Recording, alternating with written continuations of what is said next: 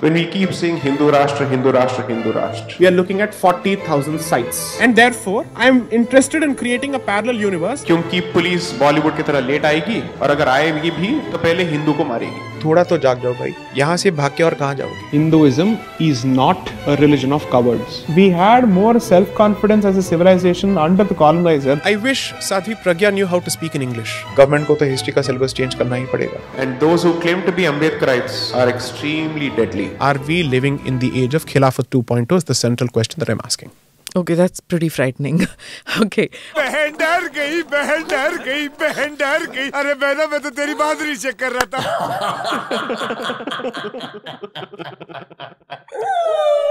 जय श्री राम। Exactly.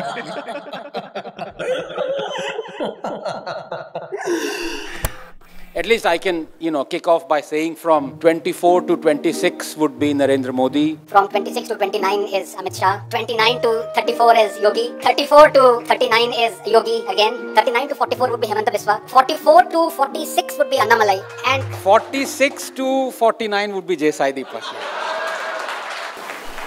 क्या आपने भी नोटिस किया कि कैसे इस right wing prediction of future prime ministers till 2049 में सारे नाम बीजेपी लीडर्स के थे एक्सेप्ट दिस वन नेम, जेसाई दीपक। तो आखिर कौन है जे भाई जेसाई दीपक, और इसमें ऐसा क्या है कि फेलो राइट विंगर्स उसे प्राइम मिनिस्टर बनाना चाहते हैं? In fact, it's a backhanded compliment, so I'll repeat it. I challenge anyone to speak in Kannada with the same fluency as Asaduddin Owaisi speaks in Urdu. The fact of the matter is, you don't have Hindu Ovaisis at this point. अरे कहना क्या चाहते हो? तो इस video में समझने की कोशिश करेंगे द क्यूरियस केस ऑफ जेसाई दीपक। आपकी बात करूंगा कि आप है कौन? Engineer turned litigator turned author. जो बहुत पॉपुलर हैं, बहुत चर्चा में रहते हैं। You've been the most requested guest. बहुत सारे लोगों ने रिक्वेस्ट करी थी। Ma'am, can you please have Jesai Deepak? Ma'am, can you please have Jesai Deepak? जेसाई दीपक, नहीं जेसाई दीपक। जो यंग लोग देख रहे हैं आपको, आपसे बहुत ज्यादा इंस्पायर होते हैं, और जो सबसे अच्छी चीज होती है वो है clarity of thought. And you make very compelling arguments. Your arguments are very sound. Hindutva पर बात करने वाला सबसे लॉजिकल आदमी मानते हैं, तो कुछ लोग इन्हें कट्टर राष्ट्रवादी भी बोलते हैं। If someone cuts you open, blood won't fall out, some fire will come out. Why are so many people lusting over you, Jesai Deepak? अगर आपके बाइसेप्स में भी बियर है तो ये सवाल आपके भी मन में आया होगा कि why do so many right wingers actually lust over him? Maybe it's his IIT degree और his law practice in Supreme Court और हिज पॉलिश्ड इंग्लिश। No! मुझे पर्सनली लगता है कि जे भाई दीपक की पॉपुलैरिटी का राज है इनकी मेजॉरिटी को डराने वाली कंस्पिरेसी थ्योरीज। The biggest छलावा that has happened with Bhartiyas is secularism. क्योंकि भारत की जो मूलभूत आइडेंटिटी है वो हिंदुत्व है और हिंदू है। एक तरफ हिंदुओं की जो संख्या है वो घट रही है और अब हिंदू राष्ट्र के लिए लड़ रहे हैं।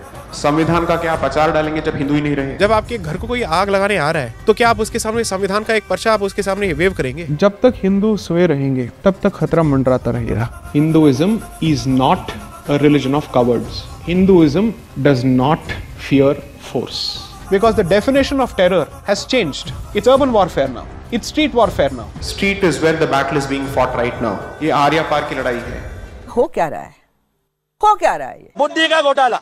On that note, I think you've really done a great job of getting youngsters to move away from binge watching Game of Thrones to binge watching your lectures. तो जे भाई दीपक के देसी गेम ऑफ थ्रोन्स की script में वो सबसे पहले 110 crore plus Hindu majority को खतरे में बताते हैं, फिर देश की मेजॉरिटी को वायलेंटली भड़काकर जे भाई बोलते हैं कि एक आर्या पार का धर्म युद्ध है और इसका कुरुक्षेत्र इंडियन एजुकेशन सिस्टम है। Or rather, let me say, the most important battleground is the educational battleground. और जे भाई दीपक की एजुकेशनल बैटल का एम एजुकेशन सिस्टम को रिफॉर्म करके better institutions with better teachers and curriculum, better technology and infrastructure create करना नहीं है, बल्कि जेसाई दीपक की कंस्पिरेसी थ्योरीज से भरे दिमाग के हिसाब से इंडियन एजुकेशन की सबसे बड़ी प्रॉब्लम है कि it's designed to be anti Hindu. So you've lost more and most of your Hindu identity post-independence than in the 800 years of unrelented violence. इन्होंने इसको अंग्रेजी एजुकेशन पाके खो दिया है, गवा दिया है। In this generation, you ask them what do they know about India, they'll come out with only 3 things: जाति, सती and untouchability. Indian history or Hindu history starts with these three words and ends with these three words according to these geniuses. And when a child reads this over and over again, he is being told that he is part of a defeated nation. And when that happens, it is bound to affect a sense of self-esteem. We had more self-confidence as a civilization under the colonizer than we have had post-independence. बाप रे, बहुत गंभीर इल्जाम लगाया आपने। अब ऐसे गंभीर इल्जाम को गंभीरता से एनालाइज करके इसका एक गंभीर एक्सपोजे करना तो बनता है। तो जे भाई दीपक की इस कंस्पिरेसी थ्योरी के हिसाब से हमें हिस्ट्री ऐसे पढ़ाई जाती है कि हम एक लो सेल्फ एस्टीम और लो कॉन्फिडेंस वाले नेगेटिव और डिफीटिस्ट पॉपुलेशन बन जाते हैं। और इस थ्योरी के प्रूफ के तौर पर जे भाई दीपक ये क्लेम करता है। In this generation, you ask them what do they know about India, they'll come out with only three things: जाति, सती and untouchability. अब मैं ये क्लेम सुनते ही काफी श्योर था कि ये जनरलाइजेशन काफी ज्यादा इनएक्यूरेट और मनगढ़ंत लगती है, and it's probably just an imaginary assumption that is created to suit his own narrative. Find a way to rebut me on facts. और अपने इस शक को वेरीफाई करने के लिए मैंने खुद इस क्लेम का फैक्ट चेक करने का डिसीजन लिया, even though as we all know I am not a journalist dude, but because मैं कुछ चीजों को पब्लिक के सामने ठीक से रख सकता हूँ, I take up that responsibility as well. और ये रिस्पॉन्सिबिलिटी लेते ही मैंने डिसाइड किया कि मैं इस रिसर्च के लिए कम से कम 1000 लोगों का सैंपल साइज कलेक्ट करूंगा। और इसलिए मैंने YouTube और ट्विटर के थ्रू लोगों से पूछा कि वो कौन सी 3 चीजें हैं जो उन्हें इंडिया और इंडियन हिस्ट्री के बारे में स्कूल या कॉलेज में पढ़ाई गई थी। And the following analysis of this research is based on what I have read in the comment section. तो मेरी इस रिसर्च में the final count of comments was 1100 and every comment had anywhere from 1 to 3 answers, और कई बार 3 से भी काफी ज्यादा। इसीलिए इस स्टडी में मैंने टोटल आंसर्स का कंजर्वेटिव एवरेज अराउंड 2000 माना है। अब इस स्टडी के एनालिसिस में सबसे सरप्राइजिंग बात ये निकली कि इन 2000 आंसर्स में से only 40 had mentioned either sati, jati और untouchability. That is 2% of the total answers, यानी 98% of the responses didn't even have a single reference to any of these 3 terms. But according to J Sai Deepak's conspiracy theory, Indian history और Hindu history starts with these 3 words and ends with these 3 words according to these geniuses. So clearly our Marxist leftists have done a fantastic job.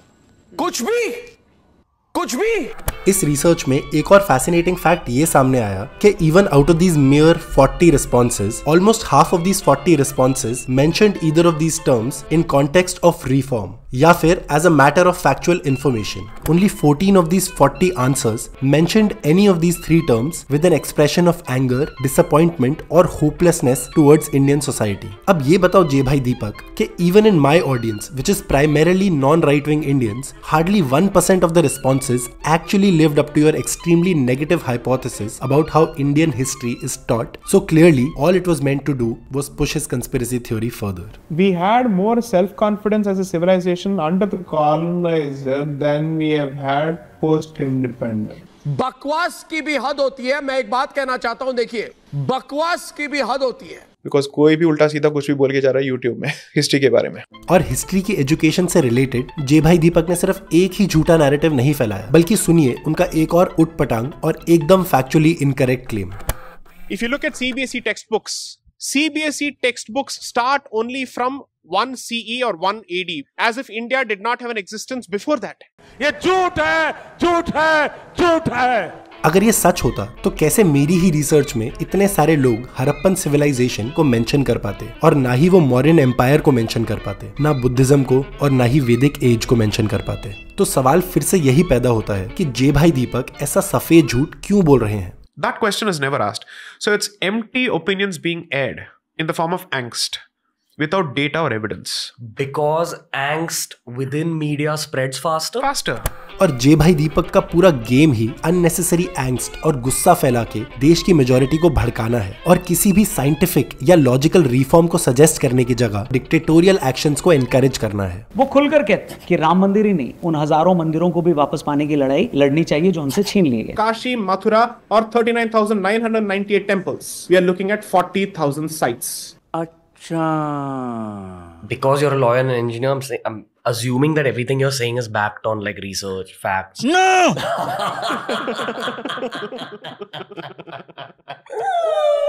Jai Shri Ram! Exactly.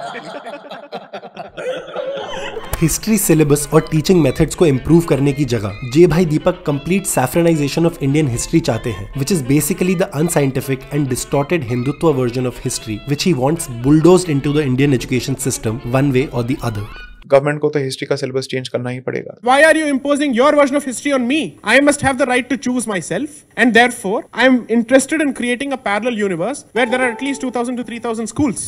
Now imagine such schools teaching a version of Indian history where students, for example, are told that instead of academically accepted and scientifically proven Aryan migration theory, You should be looking at out of India theory, which is a theory that has zero archaeological, linguistic or DNA evidence to back it and has been rejected unanimously over and over again as an extreme right-wing fantasy theory. अब ऐसी बातें सुनने के बाद कुछ logical, rational और scientific लोग जरूर जे भाई दीपक से ये कहेंगे कि आप अपनी लॉ प्रैक्टिस पे ही ध्यान दीजिए और प्लीज हिस्ट्री का काम एक्सपर्ट्स पर छोड़ दीजिए। लोग ये भी कह सकते हैं क्या आपके मुताबिक सिर्फ आपने हिस्ट्री को ठीक से समझा? मैंने कहूंगा हाँ, sorry, that's my answer.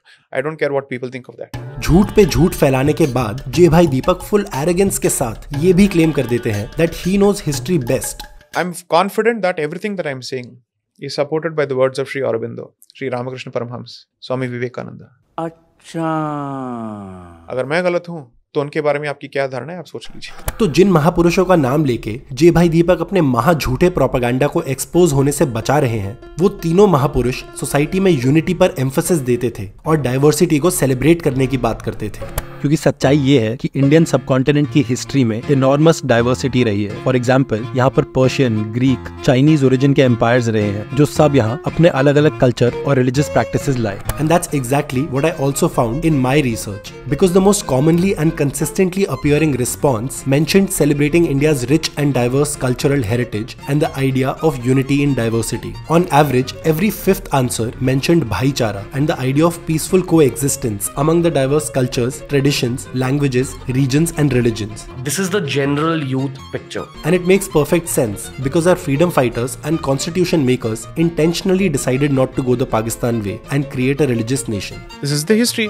Instead, they decided to create a secular democracy, an idea that obviously doesn't sit well with J Bhai Deepak, who wants India to become a Hindu Rashtra.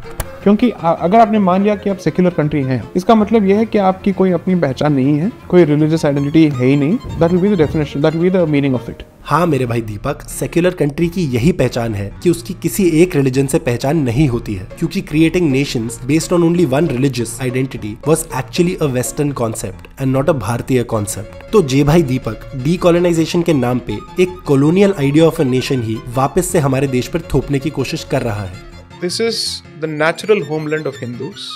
अब एक secular democratic Republic को सिर्फ majority religion का homeland बता के जे भाई Deepak completely ignores Buddhism, Jainism and Sikhism which were also born in the very same land as Hinduism. साथ ही साथ ही specifically alienates other Indians belonging to either Islam और Christianity by implying that this is not their natural homeland.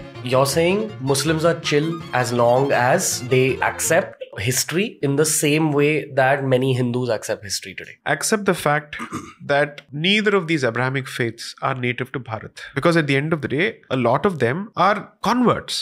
That is a reality. Reality तो ये भी है that our constitution doesn't put any religion or people belonging to any religion above or below the others. Another reality is that literally every religious person in the world is technically a convert, because the concept of religion came thousands and thousands of years after our species emerged out of Africa. Even the Vedic Hindu religion only came into India after the Harappan civilization ended. तो फिर क्या ये कहना सही होगा कि Harappans were the real natives and Hindus are converts? No! Of course not, because Indian history को जे साई दीपक की तरह किसी एक chosen time period से start करके किसी एक religion या culture के around restrict करके खत्म कर दें तो it doesn't make any sense. And therefore there needs to be a very serious conversation on this. And it can't start with rhetoric. It needs to start with knowledge. It needs to start with facts. It needs to start with data. Emotion गया तेल लेने। Ideally knowledge, data और facts के सामने emotion को तेल लेने ही जाना चाहिए, पर जे भाई दीपक इमोशन को तेल में भिगो के नफरत की आग में फेंकते हैं ताकि नॉलेज, डेटा और फैक्ट से किसी को फर्क ही नहीं पड़े, which is why all his arguments are based on completely factless assumptions that only intend to sell lies, fear and hatred. My audience is the Hindu. To basically say थोड़ा तो जाग जाओ भाई, यहाँ से भाग के और कहाँ जाओगे? It's only a matter of time and it's only a matter of happenstance that we are still not IDPs, internally displaced persons. And according to me, वो कार्य भी प्रगति में है। are we living in the age of Khilafat 2.0 is the central question that I'm asking. Okay, that's pretty frightening. Okay. अब एक hateful communal political ideology को justify करने के लिए जरूरी है कि पहले डर और इनसिक्योरिटी का माहौल बनाया जाए। तो क्या हिंदू खतरे में है इस देश में? Has always been the case. So Hinduism is the object of protection. Hindutva is both the sword as well as the shield to protect that particular Hindu nature. It is the Kshatra aspect of Hinduism. Oh, that's profound. Okay. Hindu खतरे में हमने बात कर ली जी। मुसलमान खतरे में है क्या? पाकिस्तान बनने से पहले यही बोला गया था, पाकिस्तान बन भी गया, उसके बाद भी खतरा है। तो ये खतरा कब खत्म होगा? तो ये आपके मन के अंदर का एक वहम है। मैंने कहा हिपोक्रेसी की भी सीमा होती है। J. Bhai Deepak says that 110 crore Hindus are in danger in India after 10 years of the Modi government, jahan members of the government openly abuse Muslims in parliament, call for their complete boycott in public speeches, and also make open calls for violence against them, all in the name of creating a Hindu Rashtra. Now one can use their own common sense and figure कि actually खतरे में है कौन? It's not something that requires a 120 plus IQ or 160 plus IQ. It's plain and simple logic based on the ground realities. Ground realities से याद आया that J. Bhai Deepak is also a huge proponent of fighting in the streets. Basically, ये एक Supreme Court lawyer हैं who believes more in the idea of street warfare than the idea of strengthening law and order systems which ensure peace and safety of all Indians in the long run. So, do not use the Gita to teach pacifism to your kids. Teach the Gita to teach Kshatra to your kids. जब आपके घर को कोई आग लगाने आ रहा है तो क्या आप उसके सामने संविधान का एक पर्चा आप उसके सामने वेव करेंगे? I am only going to say protect your family, protect your people because you can't trust the state to arrive at the right time when you need help. क्योंकि पुलिस बॉलीवुड की तरह लेट आएगी और अगर आएगी भी तो पहले हिंदू को मारेगी। पुलिस पर इनएफिशिएंसी का ब्लेम डाल के जे भाई दीपक पुलिस के रिफॉर्म्स की बात नहीं करते, बल्कि जैसे उन्होंने हिस्ट्री एजुकेशन को एंटी हिंदू बताया था वैसे ही पूरे इंडिया की पुलिस फोर्स को वो एंटी हिंदू बता के सिर्फ एक काम कर रहे हैं, which is to build support and acceptance for extremist militant groups of the Sangh Parivar like the Bajrang Dal. मैंने बहुत सारे ऐसे कॉन्वर्सेशंस में देखा है कि हिंदू सबसे पहले होते हैं कि बजरंग दल थोड़ा ज्यादा एक्सट्रीम है, इन्हीं की वजह से बहुत सारे तनाव जो है पैदा हो जाते हैं, as if it is otherwise a haven of brotherhood and peace and harmony. It's paradise of idiots. Stop disrespecting your organizations which protect you in the street. Street is where the battle is being fought right now. So focus on that. और self defence के नाम पे he provides full support to extremist BJP leaders like Pragya Thakur and T. Raja Singh. So then, what Pragya Thakur said? Keep knives? The thing is, I wish Sadhvi Pragya knew how to speak in English and in Queen's English, because then perhaps her point would have found better purchase. अपने घर में हथियार रखो, कुछ नहीं तो सब्जी काटने वाला चाकू जरा तेज रखो। जब हमारा सब्जी अच्छे से कटेगी तो निश्चित रूप से दुश्मनों के मुंह भी और सिर भी अच्छे से कटेंगे। Because she wore saffron, had a tika and has Sadhvi in her name and said it in Hindi, she is obviously vilified and castigated. मेरा प्रश्न आपके होम टाउन भाग्यनगर से ही रिलेटेड एक मुद्दे पे है, श्री राजा सिंह जी के संदर्भ में। Those foot soldiers who are happy to stand on the ground should be respected to the core because we fail to value their importance so much. अखंड हिंदू राष्ट्र की स्थापना के लिए हर हिंदू अपने घर में हथियार रखना सीखे मेरे भाइयों। मैं हमारे विश्व हिंदू परिषद के अधिकारी गणों से यह निवेदन करना चाहता हूं कि हर वो नौजवान को AK-47 की शिक्षा भी देने की आवश्यकता है। Not only has the guts but also has the magnetic pull to ensure that he has massive mass support.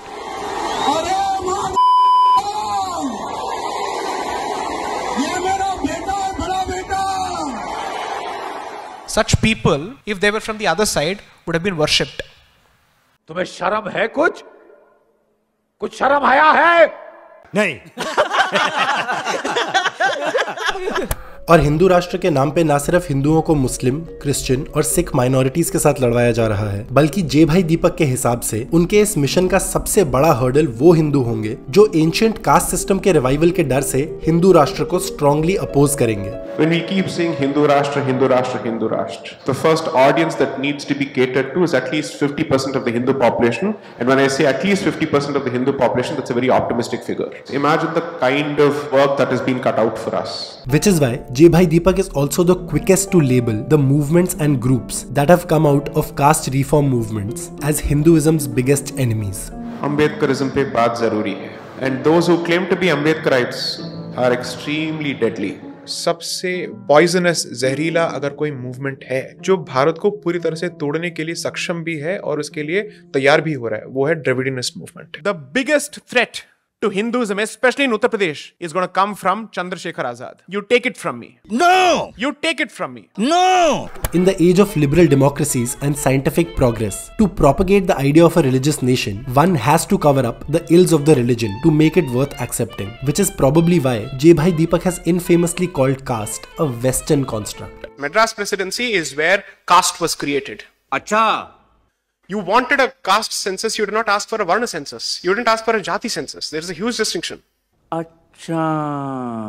और अगर गलती से भी आप इस कंफ्यूजन में पड़ गए हैं और ये समझ रहे हैं कि जे भाई Deepak is only against caste but pro jati census, तो उन्हीं से उन्हीं का जवाब सुन लीजिए. जातिगत जनगणना को लेकर बहुत बातचीत चल रही है. How do you look at it? Extremely mischievous, and ये हिंदू समुदाय के फैब्रिक को तोड़ने का एक स्टेटमेंट है मेरे हिसाब से. कुछ भी. It honestly feels like I can endlessly present such examples of J.Sai Deepak's dangerous conspiracy theories and foolish hypocrisies. But I also think that if you've reached this part of the video, I would say that the audience has had enough of this nonsense. But unfortunately आज की गोदी media ऐसी nonsense बकवास करने वाले joker को national importance के एक फिगर की तरह प्रेजेंट करती है. I'm sorry, I would genuinely call him a stupid fellow. In fact, they let him spew his toxic, divisive, dangerous falsehoods without any counter question or any fact check of any sort. No one has been able to counter me on facts. बल्कि वो जे भाई दीपक का नफरती propaganda सुन के अक्सर ये कहते पाए जाते हैं कि बहुत ही महत्वपूर्ण और शानदार बात कह रहे हैं, और मैं तो कहूंगा कि जो लोग ये पॉडकास्ट देख रहे हैं, कम से कम 4 हिंदुओं को और ये पॉडकास्ट दिखाइए, कम से कम उनके दिमाग के दरवाजे खुलेंगे. और इसीलिए जे.साई दीपक अपना डर, नफरत और वायलेंस का नैरेटिव मेन स्ट्रीम में पुश करने में सुपर सक्सेसफुल रहे हैं. एंड इसीलिए according to me, people like him are actually the biggest threat to Indian unity, diversity and democracy, even though he uses his words instead of a weapon. Because Kalashnikov आपको दिख जाता है, कलम जो जहर फैलाता है वो सॉफ्ट होता है, साइलेंट होता है, सबटेरेनियन होता है, एंड आपको समझ में भी नहीं आता है कि आप जो कंज्यूम कर रहे हैं ये विष है या अमृत है. थोड़ा थोड़ा करके आपको चटाया जाता है, एक स्टेज के बाद समझ में आ जाता है कि आपके अंदर रक्त नहीं है, जहर बह रहा है. इसलिए I just like to end this video with one suggestion. Just focus on ensuring that you ask the tough questions from the people who are in power. Don't get blown away and don't get carried away by propaganda from either sides. जय श्री राम. जय श्री राम. नमस्ते. इस video के सामने आने के बाद सवाल तो बनता ही है. 3 Indians that should leave India and never return are J.Sai Deepak! J.Sai Deepak! J.Sai Deepak! Little why questioning is coming your way. So why? Each of them has harmed Indian interest in their own ways, and Bharatiya interest, and has done grave injustice to facts, truth, history and integrity. जो भी विद्वान लोग हैं, जो कलम के धनी हैं, जो निष्पक्ष हैं, उनका ये दायित्व बनता है कि ऐसे समय देश को वो एजुकेट करें, सही चीजें बताएं. Now we can tell the idiots here, अब तो समझ लो, अब तो जान लो. ये आप सही कह रहे हैं.